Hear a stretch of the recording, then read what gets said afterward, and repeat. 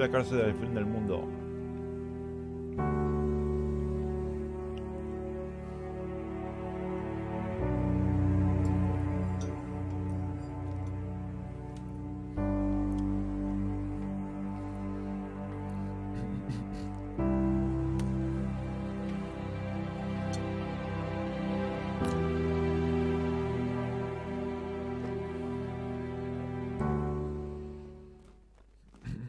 Más conocida como la cárcel del fin del mundo, la Siberia argentina, pensada para entre 450 y 480 reclusos, con paredes de 60 centímetros de roca, ventanas de tan solo 30 centímetros por 30 centímetros y habitaciones de 2x2, la cárcel del fin del mundo en Tierra del Fuego, quizás uno de los lugares más emblemáticos, con dos presidiarios de los cuales vamos a hablar ahora, que quizás tienen las historias más impresionantes. Vamos a recorrer esta maravilla y pesadilla de lo que era una cárcel que debió cerrarse hace mucho tiempo. Estamos en el infierno de Tierra del Fuego, a tal punto que si uno no regresaba después de escaparse 3 días, se lo declaraba muerto. Imagínense, climas que llegaban hasta menos 20 grados, en una cárcel que hoy, calefaccionada, les puedo asegurar que hace frío. De esta manera vamos a recorrer la cárcel más austral del mundo y vamos a contarles algunas historias que seguramente no conocían. Vamos para allá. Recordemos, la construcción de la cárcel del fin del mundo comienza en el año 1902-1903 y se extiende hasta 1911. Algo que es muy curioso es que esta cárcel fue construida por los mismos presos, con todo el material que se juntaba, o sea, las rocas que se traían y demás. Ellos fueron los mismos que construyeron esta cárcel, en la cual algunos iban a quedar luego destinados a la misma. ¿Quiénes venían a estas cárceles? Aquellos que eran culpados por robos, asesinatos, estafas, algunos militares por deserción, eran aquellos que estaban destinados a venir a la cárcel del fin del mundo. Y ahora un dato muy importante, ustedes piensan en la cantidad de detenidos que tuvo. Bueno, más o menos como les habíamos dicho, había unos 480 más o menos reclusos cuando no había superpoblación. ¿Cuántos eran los encargados de cuidarlos? Como vemos acá, un guardia de seguridad. 250 era más o menos el personal que estaba destinado al confinamiento, al control del confinamiento de los internos. Otro dato que tiene mucho que ver con la naturaleza de este lugar. Imagínense, amigos, la cárcel del fin del mundo era simplemente un perímetro de alambre, ¿sí? No había muros externos. ¿Por qué? Porque justamente lo que se buscaba era que en esta isla no haya ningún tipo de necesidad de ir a buscar a quienes escapan, porque las condiciones climáticas y también de que no había nada alrededor de esto más que las viviendas de las personas que trabajaban en esta cárcel. Aquellos que no volvían generalmente morían a la intemperie. Por eso yo les había comentado al principio que si a las 72 horas no se reportaban, se los declaraba muertos. Estamos en el final de uno de los pabellones que conectan el hall central. Recuerden, cada pabellón es un brazo de 75 metros que llegan hasta una cabeza de martillo. Así lo diseñó Catero Muraglia, el italiano que diseñó la cárcel del fin del mundo. Esta es la parte de los baños. Imagínense, yo les puedo asegurar que acá hace frío y está calefaccionado. Esta es la parte original, digamos. Estas son las duchas. Recuerden que se bañaban con agua helada. Hay muchos mitos acerca de que a veces se los castigaba y se bañaban directamente con agua helada. Otros contaban los internos que el último que se bañaba llegaba con el agua helada. Esta parte, bueno, son baños comunes.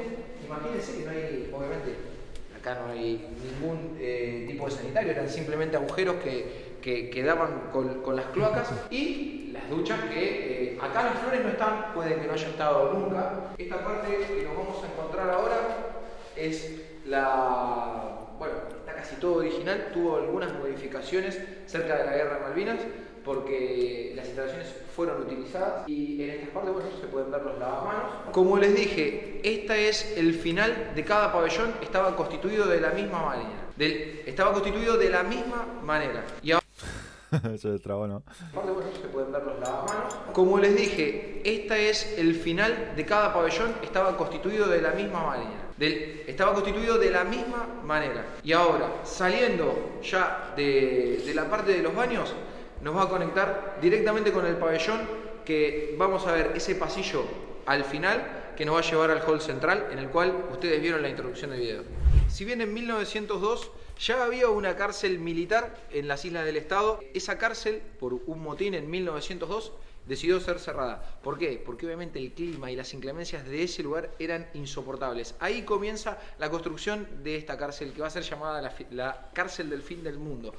No, te retraba el momo. Diseñada por Catelo Muraglia, un italiano que decide conectar un hall central con 5 brazos que van a hacer justamente estos pabellones. Este es el más antiguo. Acá nos encontramos en el pabellón más antiguo y yo quería que lo recorramos para que ustedes vieran de qué manera vivían los presos o los internos de esta cárcel. Recuerden que la capacidad era entre 400 y 480 internos, con 70 y pico de celdas. Digo 70 y pico porque a veces alguna está en funcionamiento, a veces no. Hasta se ha llegado a usar la caballeriza como pabellón en el cual convivían entre 40 y 50 reclusos. Lo tienen todo muy estudiado, las momo. condiciones, el frío. Cada habitación tiene una pared de 60 centímetros que ahora les quiero mostrar. En una de estas celdas, yo le digo habitaciones y está mal, porque estas son celdas y este lugar era el infierno, literal. Bueno, vamos a entrar en una de las celdas que a mí no deja de impresionarme. Acá, ¿por qué les quiero mostrar estas? Van a ver que después en el recorrido de todo el video van a modificarse. Estas son las que se mantuvieron de manera original. El piso era este y las paredes están hechas de piedra de autóctona de la zona, que está pegada como por una especie de asbesto. Si no lo quiero tocar porque se cae, es como un barro, no es cemento. Miren las ventanitas de unos 40 centímetros por 40 centímetros, 30 centímetros por 30 centímetros. Algo muy pequeño, con una luz que, imagínense, en cierta etapa del año, acá había 4 horas de luz, 5 horas de luz, encierro, frío, muchas veces torturas, esas cosas que claro, obviamente no son parte del relato oficial, pero sí son parte de los relatos de la gente que estuvo acá adentro. Obviamente algunos salieron vivos, otros no. El caso del Petizo Orejudo, uno de los presos más famosos de la historia argentina, por ser el primer asesino serial que tuvo nuestro país, bueno, él murió aquí, en la cárcel del fin del mundo. Acá tenemos una de las calderas que calefaccionaban el lugar. Obviamente este sistema no existía, no había gas. Todas estas calderas eran calefaccionadas a leña. Y acá nos va a tirar otro dato, que es que los presos que cumplían condena y tenían buena conducta eran enviados a buscar leña. La leña era para abastecer no solo el complejo de la prisión, sino también al pueblo de Ushuaia. Imagínense que no, o sea, el premio para aquel que se portaba bien era ir a cortar leña a la intemperie. Nos encontramos en la planta alta del pabellón más antiguo, por eso yo les decía que tiene 2 plantas. Cada pabellón son 76 celdas y vamos a hablar un poquito acerca de la construcción de este penal. Voy a hablar de algunas modificaciones. Esta luz natural que ustedes están viendo ahora no era así. Claramente esto era mucho más oscuro. ¿Por qué? Porque eso que ven ahí son chapas transparentes, esto es prácticamente nuevo. Son modificaciones que se han hecho para preservar el museo y para que tenga más luz, pero no eran así de ninguna manera. Eran mucho más oscuras, mucho más sombrías y esto era mucho más frío, porque esto, aunque ustedes, yo sé que ustedes no están acá, quiero que tengan dimensión de que cuando nosotros construimos una casa, esto tiene aislantes, tiene otras cosas entre medio, el machimbre, acá es simplemente la chapa y nada más. Lo difícil que era calefaccionar esto, y muchas veces la calefacción no era muy eficiente, por lo cual acá se pasaba mucho frío. Vamos a ver que cada uno de los pabellones está ambientado de manera diferente, colores diferentes y tienen cosas diferentes. Esto tiene mucho que ver con las expediciones de la Antártida. Les recomiendo que vengan con mucho tiempo porque hay audios de absolutamente, obviamente los audioguías, ¿no? De absolutamente todas las habitaciones tienen un audio diferente. Por lo cual vengan con 2-3 horas mínimo para recorrerlo. El valor de la entrada entre 4.800 y 6.000 las personas adultas y los menores creo que pagan algo de 1.400 pesos. Esos son los precios actualizados. Como les dije, no puedo hablar de todas las historias que tiene esta cárcel del fin del mundo, pero sí vamos a hablar de 2 personajes que yo les nombré anteriormente. Como les contaba, hay muchas historias dentro de la cárcel del fin del mundo, hay historias de fugas, hay muchos mitos, pero el caso de Nicolás Martín es el caso de un doble homicida que logra escapar en 1905 y en 1907 se cierra el caso. Él logra escapar, pero nunca se sabe si muere en el camino o si realmente logró perpetuarlo. Imagínense que esta cárcel está a 1000 kilómetros nada más de la Antártida, unos 750 kilómetros de las Islas Malvinas, temperaturas bajísimas, el canal de Beagle, que es lo único que conecta con Chile y que es de aguas prácticamente congeladas. Imagínense todas esas condiciones, pocas personas han logrado escapar y que se ha tenido noticias acerca de eso. Por eso vamos a hablar del caso del anarquista Radowisky, que fue el único que se conoce que ha podido lograr escapar, a pesar de que luego fue apresado de manera exitosa. Estamos frente a quizás uno de los personajes más conocidos, más famosos de la cárcel del fin del mundo, Cayetano Santos Godínez, más conocido como el Petiso Orejudo, nacido en 1896 en la provincia de Buenos Aires. Este personaje siniestro, de familia italiana, padres que habían sido inmigrantes italianos y que vinieron a establecerse en Argentina, dieron a luz a este macabro personaje que fue el producto de un montón de cosas. Ya los padres, al momento de nacer, tenían sífilis, por lo cual la enfermedad trajo muchas complejidades en el crecimiento de este niño, que ya con solo 7 años había tenido su primer intento de homicidio. Imagínense un niño de 7 años tratando de matar a otro. Evidentemente había algo que no estaba bien en la psiquis de esta persona, que fue el recluso número 90 de la cárcel del fin del mundo. Una vida atravesada por la golpiza del padre, el alcoholismo, que luego él mismo fue alcohólico y que contaba en una de sus tantas confesiones que el alcoholismo le generaba un gran dolor de cabeza y ese dolor de cabeza luego hacía que él tenga ganas de cometer homicidios. Como le digo, el primer intento de homicidio él tenía 7 años y todos los intentos eran con criaturas, incluso con bebés, eran todos niños y ante los primeros intentos de homicidio, también otro dato que es de relevancia es que era pirómano, tenía alrededor de 7 incendios que se le adjudicaron a él, que incendió edificios de la ciudad de Buenos Aires, y él contaba que tenía una especie de morbo, que a él le encantaba ver cómo trabajaban los bomberos y cómo caían en las llamas. El primero cae en lo que vendría a ser conocido después como institutos de menores, en los cuales se lo trata de reinsertar a la sociedad, previamente expulsado de colegios porque tenía claramente mala conducta. Y tenía una conducta que, según los especialistas de la criminología, es indicio de que una persona puede ser un asesino serial en potencia, que es la tortura y el martirio de animales. El padre Cayetano Santos Godínez encuentra en la habitación de él una caja llena de aves muertas, y ante eso se alarma y llama a las autoridades, obviamente que lo tenían que dejar ir, no solo por ser menor, sino porque no había un claro delito, sino que había más que nada una preocupación de un padre que ya era bastante un desastre. Ahora vamos a hablar de un hecho que quizás van a creer que es un hecho aislado, pero que tiene que ver con su muerte. Hubo un día que Cayetano decidió, en su mente siniestra, agarrar a la mascota del penal, que era un pequeño gato, y lo tiró a las leñas matándolo. Se prendió fuego vivo, a lo cual los demás reclusos no lo tomaron de buena manera. Ese día Cayetano recibe una de las golpizas más grandes que recibió en su vida, quedando internado unos 20 días más o menos en el hospital. ¿Por qué les digo que lo conectan con su muerte? En el año 1944 Cayetano muere dentro de la cárcel del fin del mundo, y se dice que muere por una úlcera intestinal que tenía, a lo cual esa es una de las versiones. Digamos, la versión oficial es que él muere por una úlcera, y la historia extraoficial dice que murió por los golpes recibidos debido a este hecho que cometió, este acto que cometió de, obviamente, una persona totalmente perturbada y enferma, que fue matar por diversión a la mascota del penal. Un dato que quizás ustedes no entenderán de qué es. Bueno, esta soga que tiene en la boca el Petiso Orejudo la llevaba en el pantalón y era con la que lo encontró un oficial, justamente uno de los intentos de homicidio, ya que, bueno, una de las maneras en la que este personaje asesinó también a varias de sus víctimas fue con una soga ahorcándolas. ¿Cómo era la naturaleza de los crímenes que cometía? Como les decía, siempre eran niños, muchas veces era utilizando una roca, pero siempre andaba con un piolín con el cual ahorcaba a sus víctimas. De hecho, bueno, a él se le adjudican 7 intentos de homicidio y 4 homicidios que se pudieron demostrar,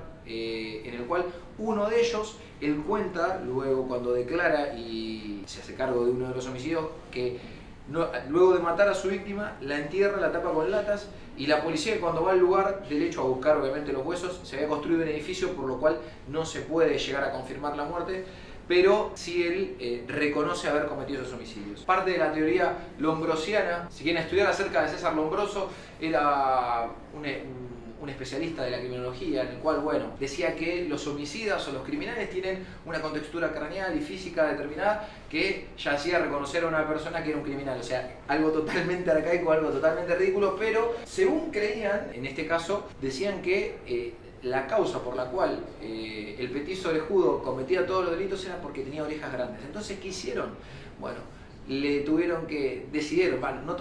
decidieron cortarle las orejas como si la maldad vendría de las orejas, no venía de las orejas. Claramente, amigos, esto es una animalada lo que se había cometido, pero lo hicieron. Previamente también me olvidé de contarles que él, antes de venir a la cárcel del fin del mundo y antes de ir a otro penal, él está en una institución psiquiátrica, porque la primera sentencia que recibe en contra, dicen que es inimputable, pero que tiene que estar en un lugar especial para el cuidado de personas con perturbaciones psiquiátricas. En ese psiquiátrico él ataca a dos personas, uno en silla de ruedas y otro en una cama. Fíjense que todos los delitos y todas las víctimas que recorren la vida de este personaje siniestro son personas que se encuentran en situaciones de vulnerabilidad, de desventaja. Eran todos niños, y si no eran niños eran personas con discapacidad. Era parte del modus operandi que me gustaría que vean también en la habitación, porque esto van a tener que buscar más información ustedes. Yo no puedo ponerme a hablar acerca de cada uno de los crímenes que cometió, porque son bastante extensas cada una de las causas. Si quieren pueden ver el video de Damián Cook, que es un crack y que él cuenta mucho acerca de la historia de él, pero en la habitación van a encontrarse con fotos de la época, con descripciones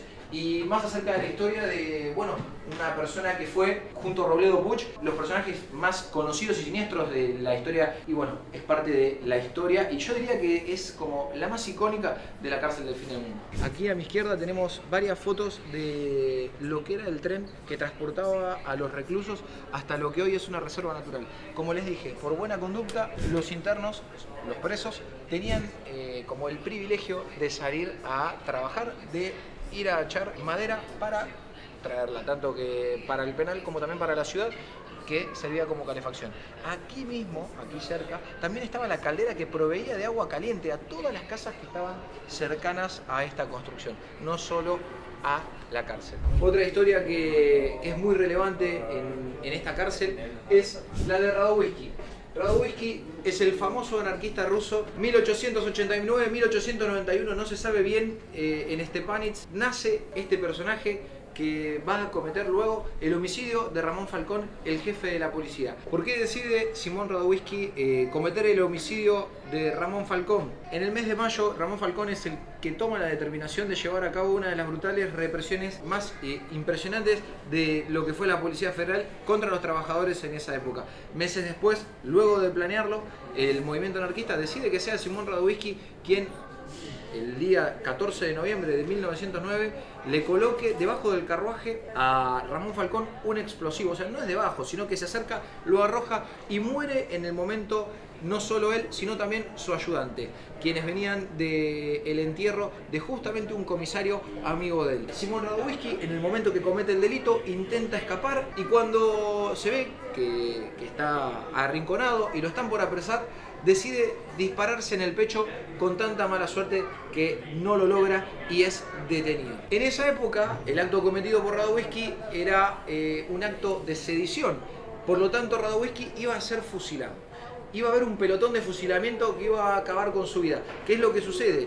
Logran enviarle un certificado de nacimiento a la justicia en el cual decía que él era menor de edad en el momento de cometer el crimen, por lo cual no podía ser fusilado. Eso es lo que llevó a este personaje a estar destinado a la cárcel del fin del mundo. El 7 de noviembre de 1918 va a llevar a cabo uno de los hechos más difíciles que uno puede creer que puede cometer una persona que está dentro de una cárcel como es esta. Yo les puedo asegurar que si ustedes vieran las condiciones naturales y vieran lo que es escapar de la cárcel, dirían, es imposible. Bueno, hay una teoría que es la más firme, y es que Radovisky tenía dentro de la cárcel una persona que fue cómplice. Ese día Radovisky, con la cabeza agacha, sale vestido como si fuera un guardia de seguridad de la cárcel. Y una vez que logra escapar, había un cómplice, un anarquista, que lo estaba esperando en una pequeña barcaza para cruzar a Chile. Luego de 4 días de navegar, logran alertar con que había una pequeña barca que lo llevaba a Radovisky como, obviamente, un prisionero que se había fugado. Cuando lo interceptan, él se tira del barco y va nadando hacia la costa. O sea, esto es una locura. Empapado con todo el frío, logra escapar igual, pero bueno, al poco tiempo él es apresado. Cuando se tira al agua y empieza a nadar por las aguas de las tierras fueguinas, va con sentido a Punta Arenas en Chile, donde es apresado. Lo vuelven a enviar a la cárcel del fin del mundo, donde va a cumplir 12 años de prisión y 2 de los primeros en castigo. Amigos, imagínense, 2 años en solitario. Solitario, entiéndase, sin luz, castigado, obviamente humillado. Dicen que se lo torturó bastante. Y a pesar de eso, el tipo estuvo 12 años, los resistió y logró salir vivo de la cárcel del fin del mundo, que no es poco. Y acá tenemos la famosa foto que recrea ese momento, en la cual yo creo que esto está bastante exagerado. Radovisky acá está bastante gordito para lo que realmente fue en su momento, estaba muy delgado. De hecho, el traje, salían en harapos. El traje se lo dieron justamente compañeros de militancia anarquista. Radovisky obviamente no iba a terminar ahí, pero nadie iba a creer que iba a terminar peleando en la Guerra Civil Española para los republicanos, batalla luego perdida, como ya todos sabemos en la historia, más o menos por el año 1937. Llevó a Radovisky a dar una vuelta por el mundo, a hacer un trotamundos, y acá en la celda podemos ver incluso hasta alguna correspondencia con la cual se ha comunicado en algún momento de su vida. En 1956 esta persona, que era Simón Radovisky, bajo el nombre de Raúl Gómez Saavedra, va a morir en México. Sí, obviamente después de haber perdido lo que fue la batalla de los republicanos en España, Simón decide exiliarse a México y modificarse el nombre, cambiarse el nombre para no ser perseguido. Ya estaba convencido de dejar la lucha y de militancia que llevaba hace tantos años, y muere de lo que se cree que fue consecuencia de una tuberculosis que él había agarrado hacía mucho tiempo, y que en el año 1956 terminó con su vida nada más y nada menos que en Centroamérica, en México. Y ahora nos encontramos en la réplica del Faro de San Juan. Esto es una cortesía del museo porque este lugar se encuentra cerrado por cuestiones de COVID. Nos habló alguien del museo acerca de este lugar, y la verdad que es increíble cuando les cuente. Este es la recreación del Faro del fin del mundo, del cual habla Julio Verne, y que nunca visitó esto que estamos viendo ahora, que es una recreación.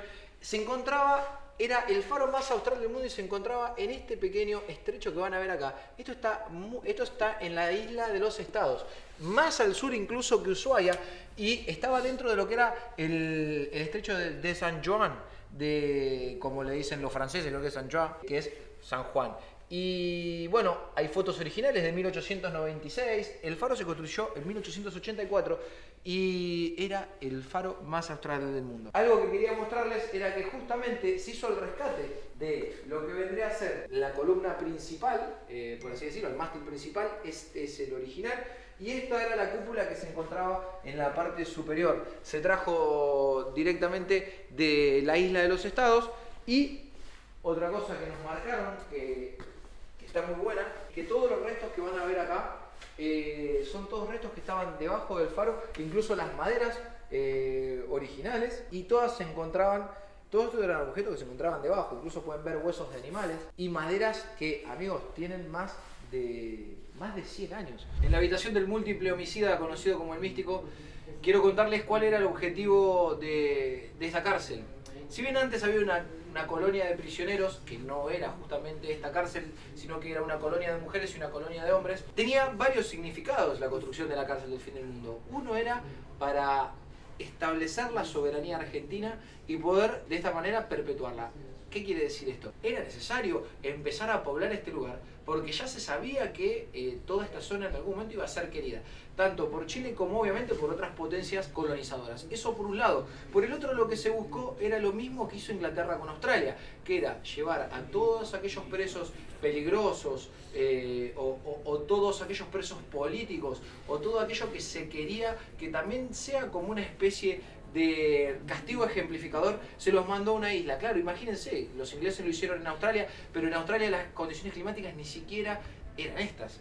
Entonces se le llamó la Siberia Argentina justamente por eso, porque lo que se buscaba era que sea en una isla, que sea frío y que el castigo lo sufra de la peor de las maneras. Por eso también nos va a llevar al cierre de la cárcel, y acá es donde yo quiero hablar de lo que voy a encadenar después con lo que sucedió después. En el año 1947 el presidente Juan Domingo Perón decide cerrar este abominable lugar, que bueno, cada uno puede tener sus opiniones acerca de lo que debe ser la cárcel, pero lo que dice la Constitución y lo que dice el derecho internacional es que justamente no es para castigo de los internos, sino es para la reinserción. Y algo que hizo que cambie de manera estructural y lleve al cierre a la cárcel del fin del mundo es obviamente la Carta de Declaración de los Derechos Humanos, en la cual no solo está el reconocimiento de los derechos personalísimos de las personas, sino que también en el caso de los castigos, en el caso del castigo de las penas, modifica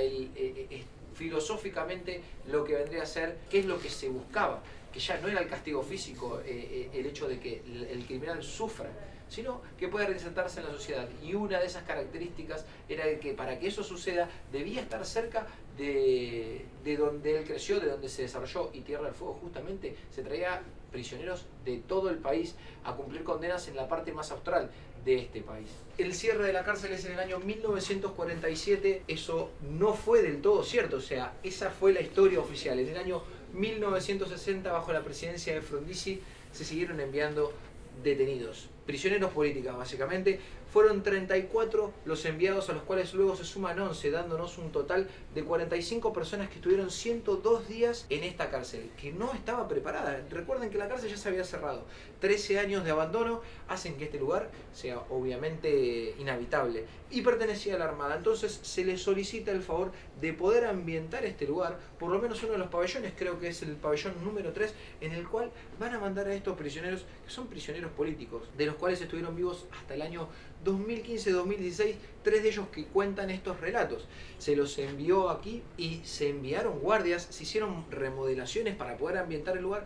Evidentemente habían ofendido a alguien, no sabemos quién, de toda la política de la época, y se los envió a la cárcel del fin del mundo, obviamente con la intención de castigarlos, de generar ese temor, bueno, parte de la historia argentina. Y cumplieron 102 días de prisión. ¿Por qué decimos 102 días de prisión? Porque bueno, luego tuvieron la suerte 2 de las personas que estaban detenidas de tener familiares que eran abogados y realizaron un reclamo que llegó a la legislatura, y eso derivó en que se ordenó que estas personas sean reubicadas. Obviamente no se trataba de un indulto, no se quería que las personas sean liberadas, pero sí que se las traslada aquí, porque aquí las características y las condiciones en las cuales se encontraban los internos eran devastadoras. Se envió una junta inspectora que determinó que el lugar no era habitable y justamente no cumplía con las condiciones mínimas,